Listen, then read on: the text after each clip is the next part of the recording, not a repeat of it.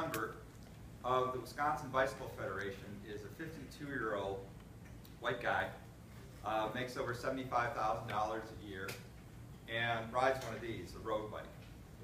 These are my people. These guys have been underrepresented in our society. And I'm here for them, for their cause, for my brothers. But that's another talk. Let's talk about something else. So what I want to talk about is the bicycle as a vehicle for social change. This is a picture I took in Munster, Germany. I went over to Europe. It was hard duty when I was there to explore bicycle infrastructure in Europe. And we went to horrible places like Amsterdam and Utrecht and other places like that, but it's part of the sacrifice of public service. And this is a picture I took in Munster. And Munster, Germany is one of the leading bicycle cities in Europe. This is sort of a bicycle belt line, goes around the city, and people use it for commuting, every day for commuting. And I think it's a pretty good indication of the diversity of folks. These aren't people in Lycra. They don't wear helmets in Europe, sorry, but they don't. They're just people on their bikes. They got on their bikes to get to where they needed to go. And they didn't really think about it. And there's so many cyclists in Munster that they kind of flow like fish, like schools of fish. And we were there, I was there with about 20 other people from Madison, and we rented the bikes. Now, when you rent bikes in Munster, all the bicycle rental companies have yellow bikes. And you get into the schools of fish, bicyclists, and they don't really use their brakes in Munster, but we did. And we were overhearing some folks, some of our group understood German, and we were referred to as the Yellow Danger. And so we still have get-togethers where we talk about that trip in cycling. We call our group the Yellow Danger. So this is what cycling looked like when it began. You see this picture from the 1890s. The cycling craze, which really hit the United States in the 1880s and 1890s, was really about these guys, for starters. And if you look, maybe you could just tell the bicycles on either end, right? They're those high-wheeled bicycles. And the way you got on those things was you ran alongside it, and then there was a little step, you hopped on the step, and then you jumped on the bicycle once it had enough momentum. And then it was a fixed wheel, so it kept going. You had to catch up with the bicycle, and you got going. It was not the safest activity in the world. And these bicycles were quite expensive. So you notice this picture, right? It's more middle-aged or younger white guys, and mostly affluent white guys. That's where cycling got its start, simply because of the technology. The technology, the high-wheel bicycle, meant that it was expensive, and you had to be athletic to be able to ride it. But then came along the safety bicycle. The bicycle we see today, the bicycle that we just take for granted, was called the safety bicycle in the 1890s. And that's because, frankly, it was safe. Anybody could ride it, including women, which was a big deal. This is Susan B. Anthony, and she says that nothing had done more up to that period to emancipate women than the bicycle. And that's because they had freedom of mobility, freedom of transportation.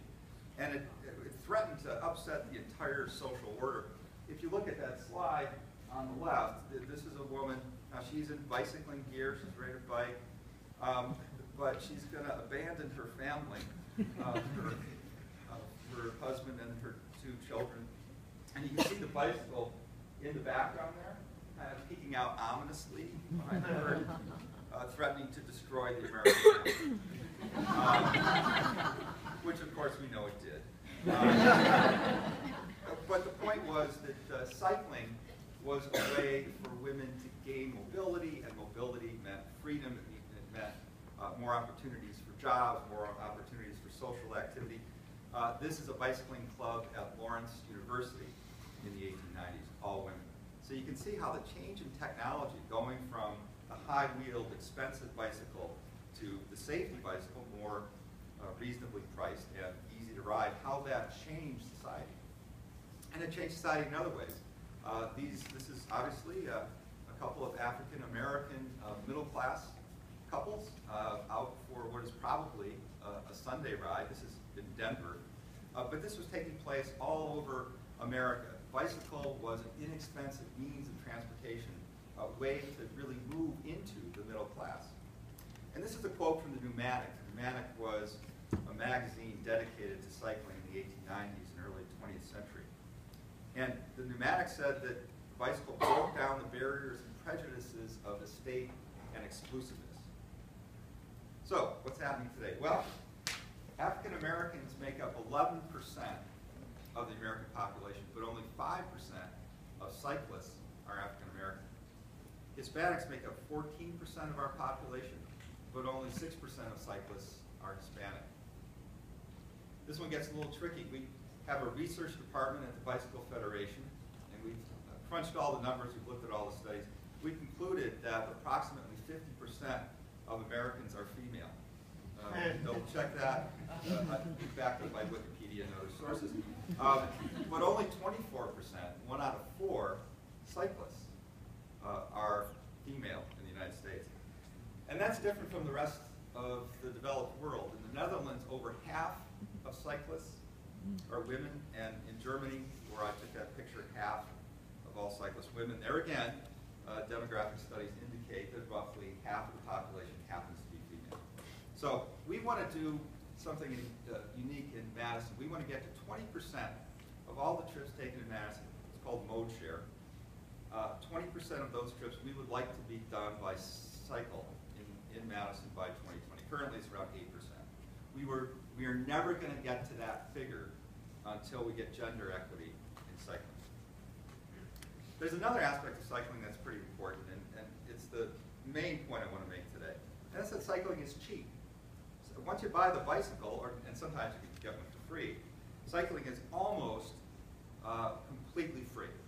Actually, national study says it costs you $308 a year to run a bicycle.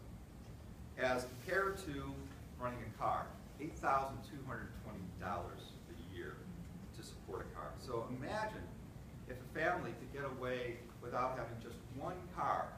It's $8,000 in their pocket. $8,000 that can be spent on education or going to, that money could go to a college fund. There's so many other things that money could be invested in rather than just transportation.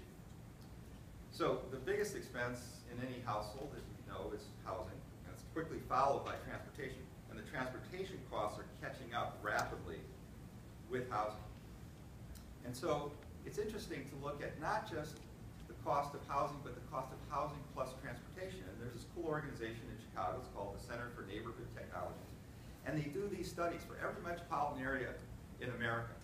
And so the slide on the left is the way most folks look at the cost of housing, the way realtors like to look at it. And there's this phrase in the real estate industry, drive till you qualify. In other words, drive as far away from the central city as you can until you can afford a house. But the problem with that is that they're just looking at the cost of the house. They're not taking into consideration the tremendous cost of commuting back and forth.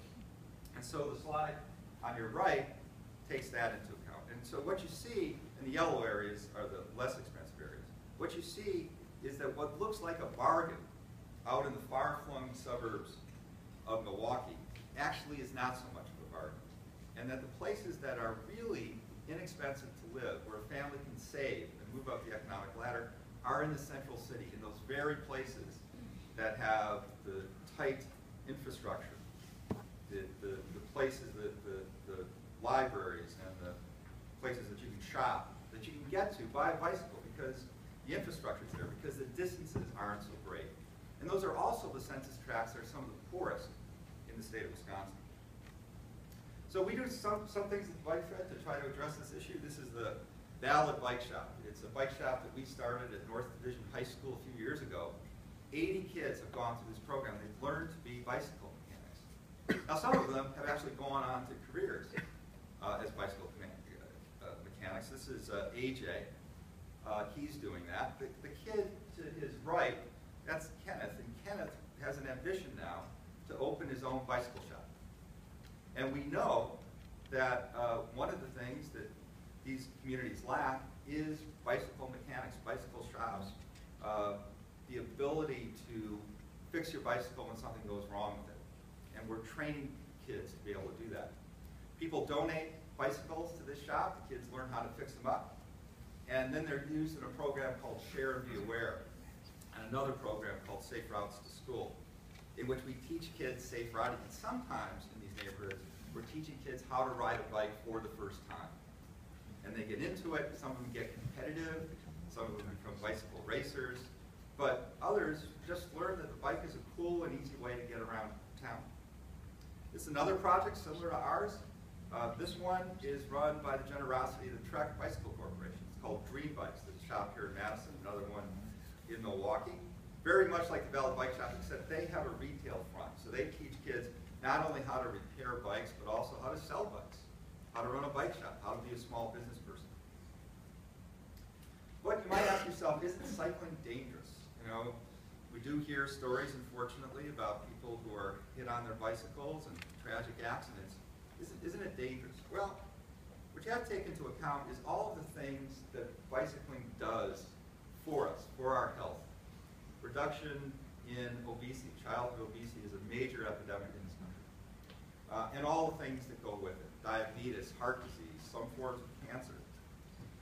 And there's a study that says if you take into account all of those benefits and you compare them to the risks of possibly being hurt on your bicycle, the benefits outrank the risks by a ratio of 9 to 1.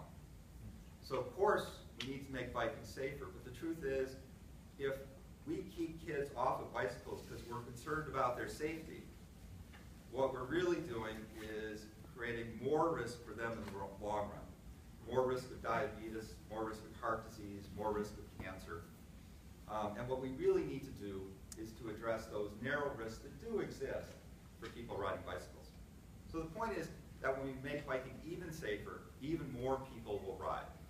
We know this from a study in Portland. Now, Portland is part of America. I know some of you don't.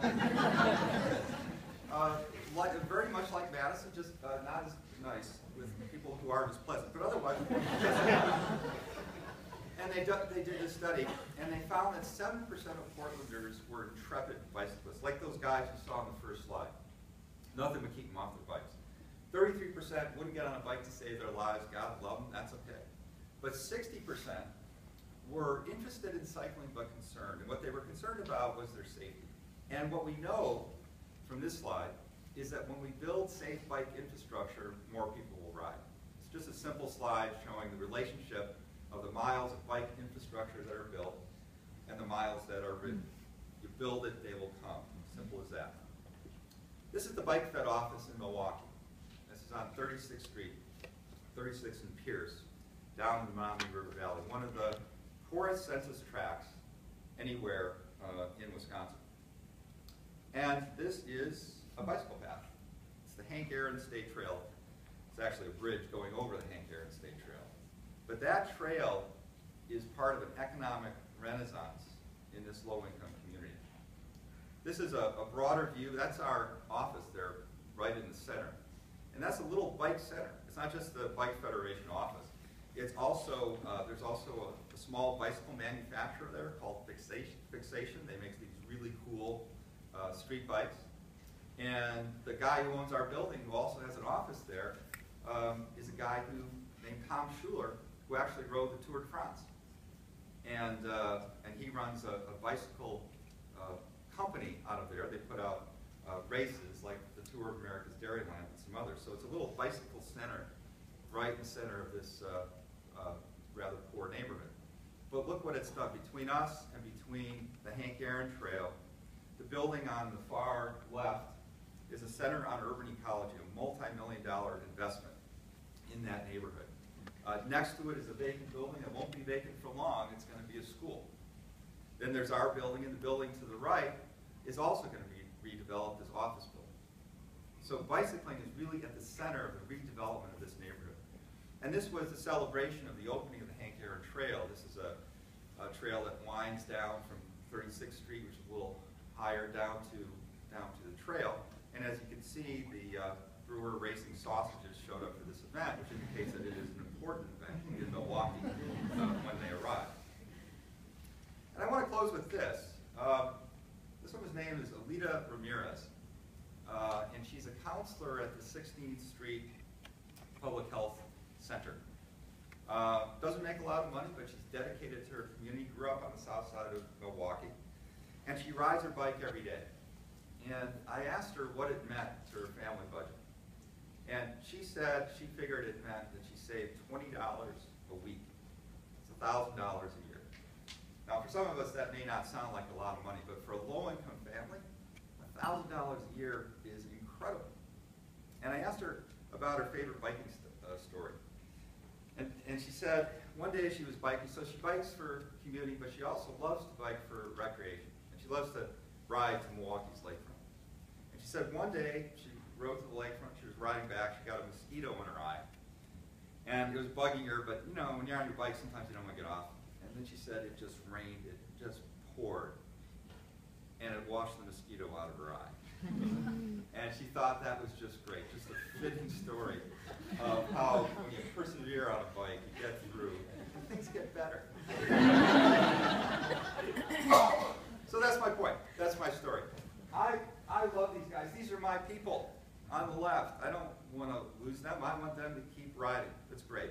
But I also want biking to be thought of as a vehicle for social change, something that will help people like Alita and her neighbors get on at least the first rung towards the American dream.